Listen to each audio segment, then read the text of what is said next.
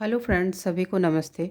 चलिए आज हम संस्कृत वर्णमाला का अध्ययन करते हैं, जो कि संस्कृत सीखने के लिए सबसे प्रारंभिक स्तर है। और इसको सीखे बगैर हम जो विस्तृत संस्कृत है उसको नहीं समझ सकते हैं। इसलिए वर्ण किसी भी भाषा का अध्ययन जब हम करने जाते हैं तो जो अक्षर होते हैं, उस भाषा के अक्षर होते हैं या उस भाषा के वर्ण होते हैं, वह सीखना अति महत्वपूर्ण होता है। उसी प्रकार आज हम संस्कृत विषय का अध्ययन करने जा रहे हैं यहाँ पे। तो संस्कृत वर्णमाला का अध्ययन करते हैं। वर्णमाला का अर्थ है वर्णों। वर्ण को ही अक्षर भी कहते हैं। वर्ण या अक्षरों का जो समूह होता है, माला होता है, अर्थात जब हम बहुत सारे वर्णों को या अक्षरों को एक साथ मिला देते हैं तो वह वर्णमाला कहलाता है। वर्ण जो है ये किसी भी भाषा की सबसे छोटी इकाई होती है। वर्ण या अक्षर जो यह किसी भी भाषा को सीखने के लिए सबसे छोटी इकाई होती है। बगैर इसको सीखे हम गहन अध्ययन किसी भी भाषा का नहीं कर सकते हैं।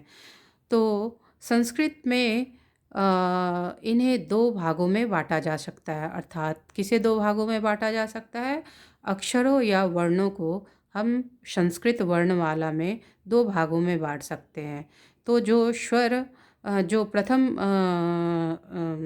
भाग है वह स्वर के नाम से जाना जाता है, और जो द्वितीय भाग है, जो सेकंड पार्ट है, वह व्यंजन के नाम से जाना जाता है।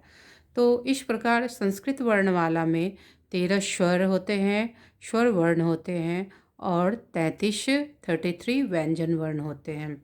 अब जब हम समझ गए हैं कि स्वर वर्ण कितने होते हैं और व्यंजन वर्ण के कितने होते हैं और वर्ण क्या होते हैं, तो हम आगे समझते हैं स्वर वर्ण किन्हें कहते हैं।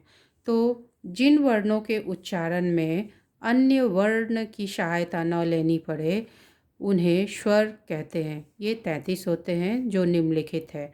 अर्थात जिन वर्णों को हम बोलते हैं, अर्थात जब हम अ का उच्चारण करते हैं तो आप देख सकते हैं इस उच्चारण में किसी अन्य वर्ण की सहायता नहीं लेनी पड़ती है।